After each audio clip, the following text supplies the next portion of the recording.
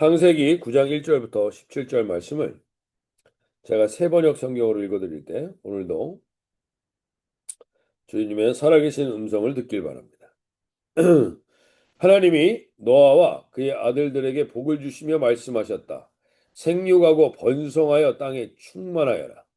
땅에 사는 모든 짐승과 공중에 나는 모든 새와 땅 위를 기어다니는 모든 것과 바다에 사는 모든 물고기가 너희를 두려워하며 너희를 무서워할 것이다. 내가 이것들을 다 너희 손에 맡긴다. 살아 움직이는 모든 것이 너희의 먹거리가 될 것이다. 내가 전에 푸른 채소를 너희에게 먹거리고 준 것 같이 내가 이것들로도 다 너희에게 준다. 그러나 고기를 먹을 때 피가 있는 채로 먹지 말아라. 피에는 생명이 있다.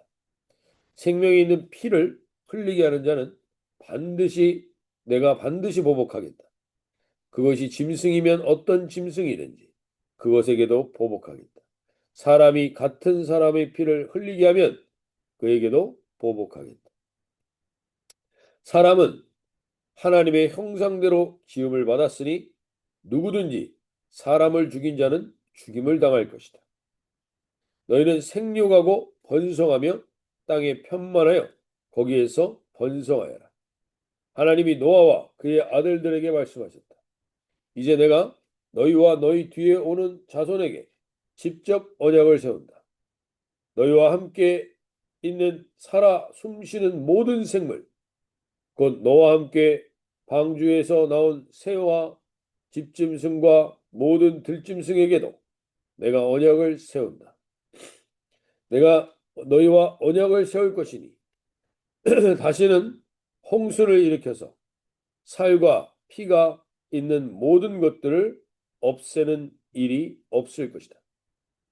땅을 파멸시키는 홍수가 다시는 일어나지 않을 것이다. 하나님이 말씀하셨다. 내가 너희 및 너희와 함께 있는 숨쉬는 모든 생물 사이에 대대로 세우는 언약의 표는 바로 무지개이다. 내가 무지개를 구름 속에 둘 터이니 이것이 나와 땅 사이에 세우는 언약의 표가 될 것이다. 내가 구름을 일으켜서 땅을 덮을 때마다 무지개가 구름 사이에 나타나면 나는 너희와 숨쉬는 모든 짐승, 곧 살과 피가 있는 모든 것과 더불어 세운 그 언약을 기억하고 다시는 홍수를 일으켜서 살과 피가 있는 모든 것을 물로 멸하지 않겠다. 무지개가 구름 사이에 나타날 때마다 내가 그것을 보고 나 하나님이 살아 숨쉬는 모든 것들 곧 땅 위에 있는 살과 피를 지닌 모든 것과 세운 언약 영원한 언약을 기억하겠다. 네, 오늘 우리가 함께 이 말씀을 통하여서 나누고자 하는 것이 있습니다. 오늘 이 말씀 속에서 보시면 어, 노아와 그의 가족들은 1년 17일 동안 이 방주 안에 갇혀 있습니다. 그들이 방주 안에 갇혀서 있는데 그 방주는 낙원이 아니라 그랬습니다. 그 방주 안에는 각종 들짐승의 오물과 그리고 모든 배설물과 그리고 짐승의 울음소리와 제한된 식사 1년 동안 이런 데 갇혀 있으면 정신병이 안 걸린 게 다행일 수 있습니다. 그렇게 극한 상황에 있죠. 노아의 방주 안에는 유일한 해소의 탈출구가 있었으니 그것은 천장에 있었던 창문이었습니다. 그땐 창이 없었으니까 그냥 문이었겠지. 그 문을 열었다 닫았다 하면서 노아는 하나님만을 바랄 수밖에 없는 거예요. 하나님께만 이 일을 구할 수밖에 없고 이 답답함을 호소할 수밖에 없고 하나님 외에는 다른 길이 없었던 그 현장이 바로 노아의 방주의 현장입니다. 이 방주에는 돛이 있었던 것도 아니고 자체 동력이 있었던 것도 아니었기 때문에 그저 하나님만 바라봐야 되는 그 1년의 시간. 그리고 그는 그것이 끝나자마자 방주를 나오자마자 그가 가장 먼저 했던 것. 이 씻지도 못하고 제대로 먹지도 못하고 이 답답했던 이 현장을 나와서 그는 나오자마자 씻고 먹는 일을 먼저 한 게 아니라 가장 먼저 한 것이 여호와 앞에 20절에 8장 20절에 노아가 여호와께 제단을 쌓고 모든 정결한 짐승과 모든 정결한 새 중에 제물을 취하여 번제로 제단에 드립니다. 그리고 여호와께서 그 향기를 받으십니다. 그 중심이 이르시되 내가 다시는 사람으로 말미암아 땅을 저주하지 아니하리라. 이렇게 말씀하시죠. 즉 노아는 방주 안에서 내 삶을 내가 어찌할 수 없다라는 것을 정확하게 그의 자녀들에게 보여줍니다. 그리고 나오자마자 가장 먼저 한 일도 하나님을 향한 예배가 그들의 인생의 우선순위의 첫 번째였음을 보여주게 됩니다. 그것이 어떻게 보면 그 1년 7개월은 그들에게 하나님을 찾을 수밖에 없다라는 것을 보여주는 현장이었습니다. 오늘도 누구가 그런 얘기를 하면서 내 인생에 있는 이 고난과 이 어려움이 없었다면 내가 하나님을 찾았겠는가? 오늘 우리 인생 가운데도 동일합니다. 내가 하나님을 찾았겠는가? 이런 것들이 없는데 하나님을 찾았겠는가? 결국에는 그 하나님을 찾는 그 모습을 노아는 그거밖에는 길이 없었기 때문에 그 길을 보여줬더니 9장 9절에서 9장 8절 한번 보십시오. 9장 8절에서 하나님이 노아와 그와 함께한 아들들에게 말씀하여 이르시되 저는 오늘 이 새벽에 이 말씀이 저와 여러분이 들길 바랍니다. 노아가 원래 계속 하나님이 노아에게만 말씀하셨습니다. 노아하고만 이야기를 하셨습니다. 근데 이제 방주에서 나온 다음에 그들이 어떻게 합니까? 9장 8절에서 하나님이 노아와 그와 함께한 아들들에게 말씀하셔. 이제 그의 자녀들과도 하나님이 말씀하신다는 겁니다. 왜냐하면 그의 자녀들이 하나님을 자기 아버지가 찾는 것을 방주 안에서 1년 동안 정확하게 본 겁니다. 그리고 그거밖에 길이 없다라는 것도 본 것입니다. 그리고 하나님의 약속대로 반드시 하나님의 말씀대로 된다는 것을 보게 된 겁니다. 그러자 그들도 하나님을 찾습니다. 그러자 하나님이 그들을 만나 주십니다. 그리고 그의 아들들에게도 말씀하십니다. 오늘 저와 여러분 가운데 가정 안에서든 모든 답답한 문제를 어떻게 우리가 이 문제가 없는 가정은 없으니 문제가 다 있는데 그 문제를 어떻게 해결해 가는가를 우리의 자녀들은 보고 있습니다. 그리고 그것을 보고 그들도 따라하게 되는 거죠. 하나님이 어떻게 보면 이 노아에게 있어서 이 1년 동안의 이 방주 안의 시간은 바로 그것을 보여주기 위한 것이었고 그로 인해서 그의 자녀들이 하나님과 대화하고 약속을 맺는 언약의 관계가 되는 그런 통로가 되는 것입니다. 오늘 이 아침에 우리 각 가정마다 어려움들이 있으실 거고 문제가 있을 수 있습니다. 그 상황과 문제를 어떻게 해결하실 겁니까? 어떻게 해결해 나가고 어떻게 극복해 나가시는가? 그것을 우리의 자녀들은 보고 따라갑니다.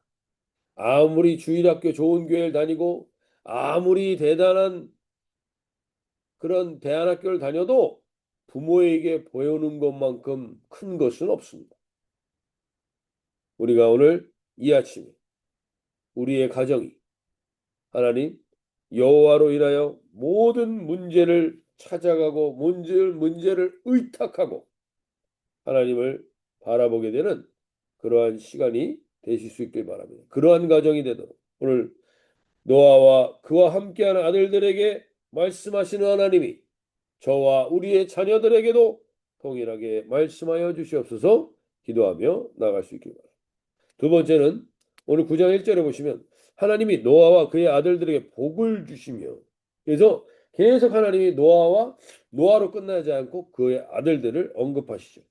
근데 복을 주셨다는 이 복은 우리가 그때 나눴던 것처럼 우리에게서 최고의 복은 하나님께 무릎을 꿇게 되는 겁니다. 이 바라크라는 히브리어 단어는 무릎을 꿇다는 의미가 있다고 했습니다. 무릎을 꿇게 되는 자들. 그래서 하나님의 약속의 말씀을 듣는 자들, 그들을 통하여서 하나님은 또 생육하고 번성하고 땅에 충만한 최초의 아담에게 주었던 명령을 여기에 주십니다. 아담에게 주었던 명령이 여기에 임합니다. 근데 여기서 한 가지 빠진 게 있습니다. 창세기 1장 31절에 1장 28절에 나왔던 아담에게 주었던 내용과 노아에게 주었던 내용 중에 빠져 있는 게 있습니다. 그건 뭐냐면 생육하고 번성하고 땅에 충만하라까지는 동일한데 그 다음에 땅을 정복하고 땅을 다스려라라는 내용은 빠져 있습니다. 왜냐하면 이 땅을 다스리고 정복할 권세를 아담이 그 위임됐던 권세를 아담이 사탄에게 넘겨주었기 때문에 사탄은 지금 이 땅에서의 권세를 가지고 있다는 겁니다. 물론 그 모든 것이 하나님의 통제 아래 있지만 하나님이 하나님을 넘어설 수 있는 권세가 아니지만 그것이 사탄에게 있다는 거고, 그리고 2절에서 보시면 땅의 모든 짐승과 공중의 모든 새와 땅에 기는 모든 것과 바다의 모든 물고기가 너희를 두려워하며 너희를 무수하리니 이것들은 너희에게 손에 붙였습니다. 이게 또 다르죠. 아담과 하와에게 땅의 모든 짐승과 모든 것들이 다스리고 정복하는 건데 다스리고 정복하는 관계가 아니라 이제는 뭐예요? 무서워하고 무서운 관계가 됐다는 거예요.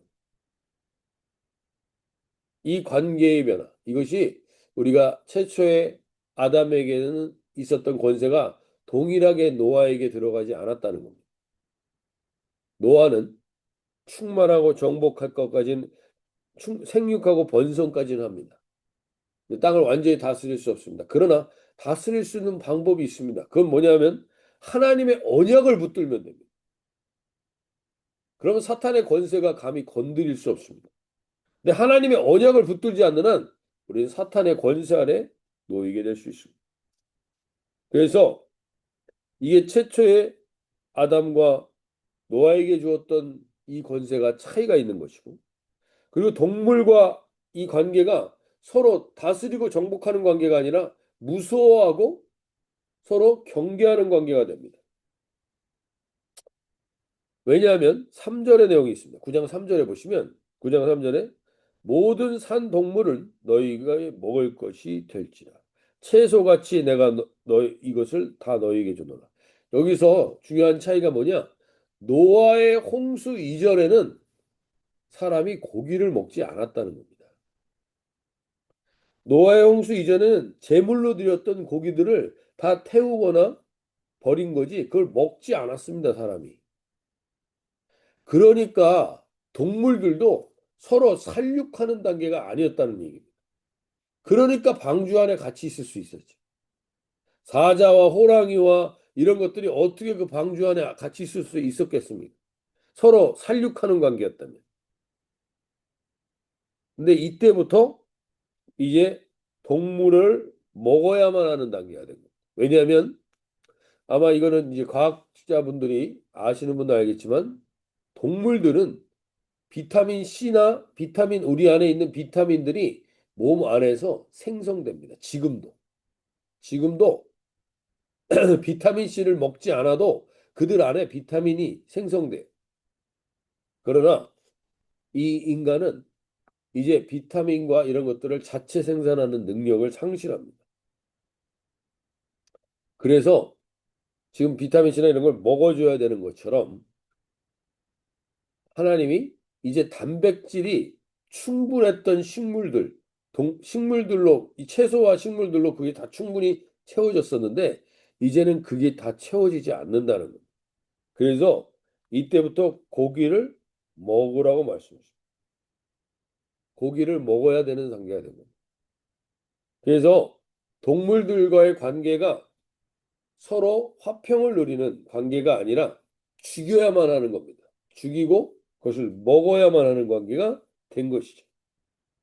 이게 바로 노아의 홍수 이후부터입니다. 왜냐하면 물충이 있었을 때 인간이 900세까지 살았을 때와 달리 이제 물충이 터지고 인간은 자체적으로 무언가 미네랄과 에너지를 생산해낼 수가 없게 됩니다. 그래서 이것들을 먹어야만 하게 되죠.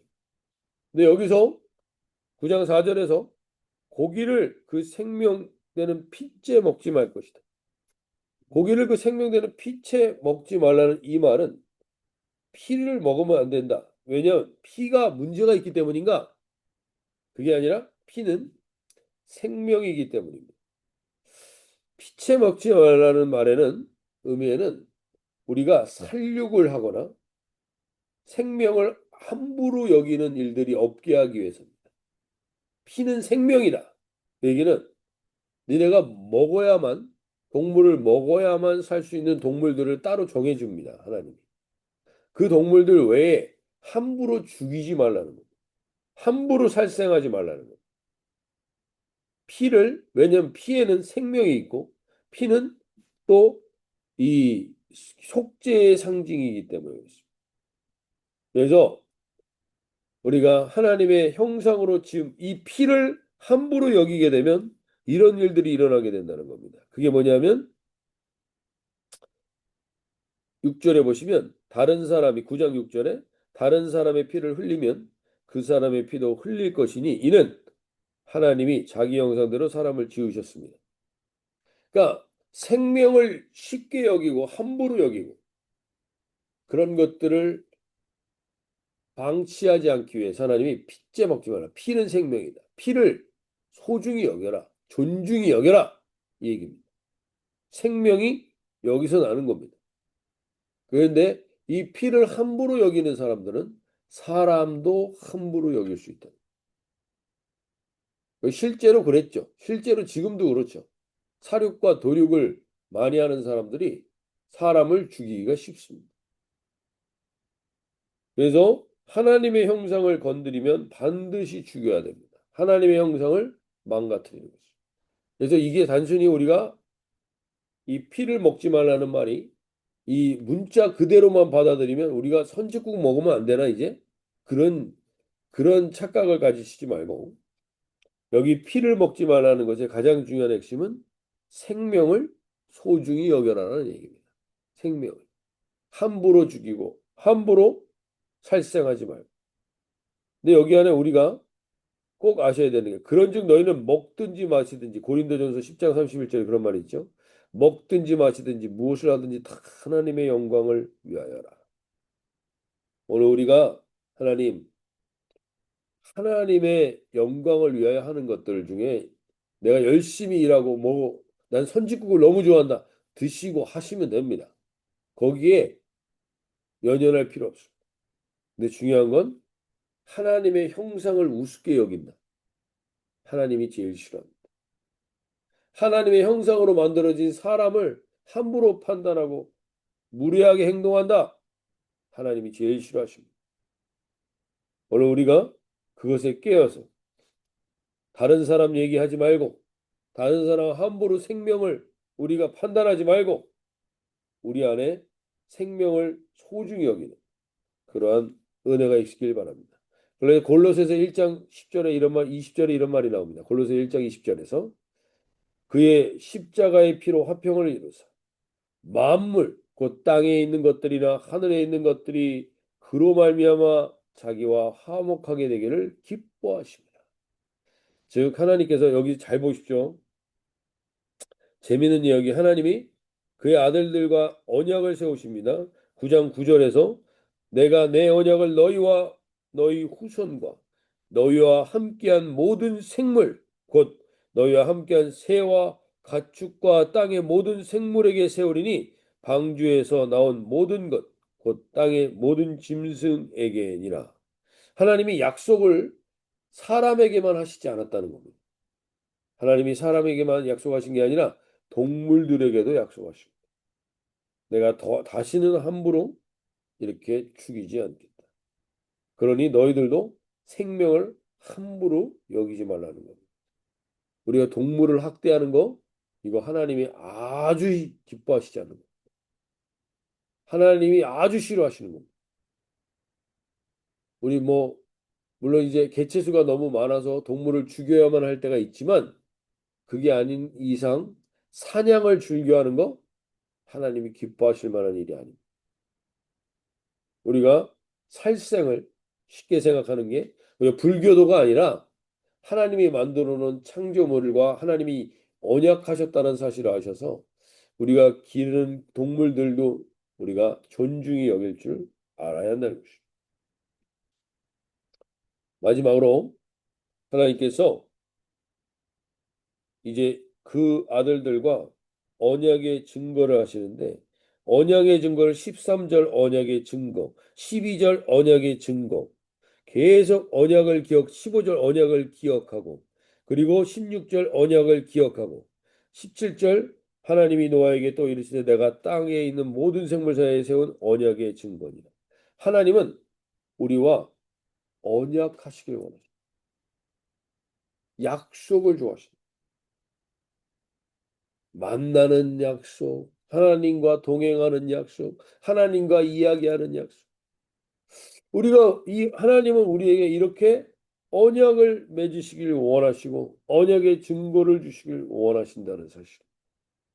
오늘 우리가 이 아침에 이 성경 말씀을 듣고 끝나지 마시고 이거를 통해서 하나님이 나하고 약속하시길 원하는 게 뭔가, 오늘 16절 무지개가 구름 사이에 있으리니 내가 보고 나 하나님과 모든 육체를 가진 땅의 모든 생물 사이에 영원한 언약을 기억하리라.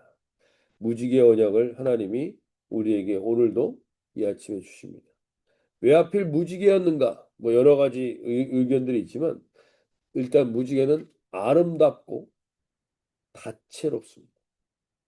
근데 다채로운데 그 빛이 하나입니다. 그래서 하나님의 언약은요 아름답습니다.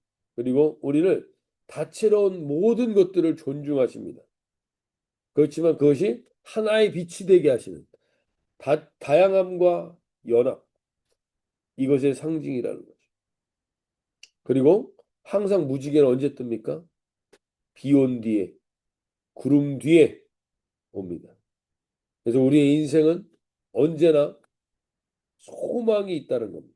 하나님의 약속만 있다면 하나님의 약속은 언제나 비 온 뒤에, 언제나 구름 뒤에 우리에게 하나님의 소망의 약속이 있음을 깨닫고 인생을 살라는 것입니다. 이게 무지개의 약속입니다.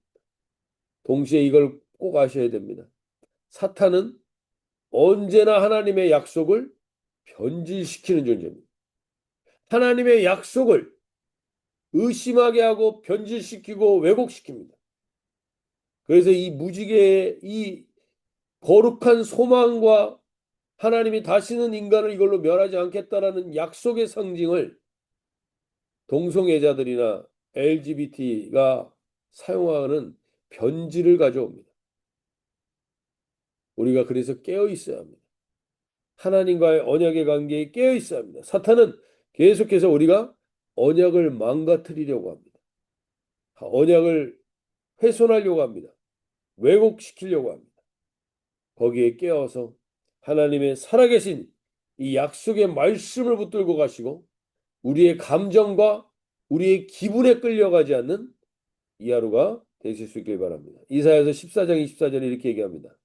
만군의 여호와께서 맹세하여 이르시되 내가 생각한 것이 반드시 되며 내가 경영하는 것을 반드시 이루리라. 하나님이 오늘 이 약속으로 함께 하시는 복된 하루가 되실 수 있길 바랍니다. 자유롭게 기도하시겠습니다.